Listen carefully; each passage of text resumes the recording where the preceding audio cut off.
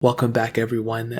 After a while of owning the iPhone SE 2020 and messing around with it, I realized probably within the first week how good of a phone it was. But it wasn't the best phone. It wasn't like a great phone, but for a brand new priced phone, it was very good price for a brand new device, in my opinion. And now recently an article just came out saying that, Apple's revenue actually kind of went up, according to the predictions that they had previously. So they predicted it was going to be a little bit lower than what they actually did. And a lot of people attributed a lot of this to actually the iPhone SE 2 and basically Android users switching over from an Android device to the iPhone SE 2020. And you might think that's crazy, you might think that's insane, but it honestly makes a lot of sense.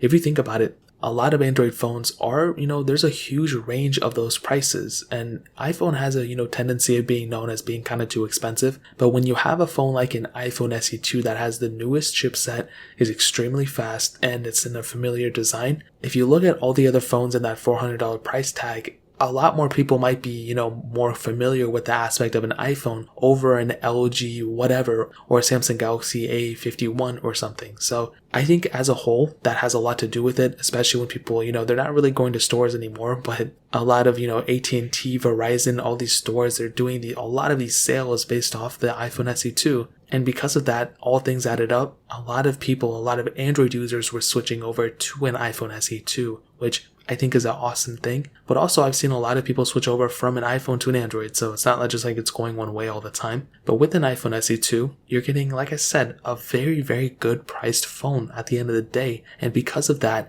that's why I think the iPhone SE 2 is probably, within the last year or two, the most important iPhone that came out. I think the iPhone XR is probably probably a better one overall. But the SE 2, as of this point, is a very important iPhone for not only Apple, but for a lot of users across the board. For people who wanted to purchase an iPhone who couldn't necessarily do it because it was too expensive. Back in the day when Apple made the iPhone SE, the original one, that was also a really, really good priced device. But I think less people were fond of it, or maybe less people were purchasing it, mostly because that design had changed and people were ready to move on with a different design. But for some reason with this SE 2, I think Apple did a lot better at marketing, and the hype around it was really, really big. So that made a lot of people kind of hold off on their devices, and they couldn't have picked a better time to release a lower priced phone. I mean, people, sadly, that they're losing their jobs, all this stuff. And it's kind of weird to think, but Apple is a business. They have to make money. And it was actually really, really smart of them to price the iPhone SE 2 at to where they did. Now, one thing I'm really excited for is actually the future price of the SE 2.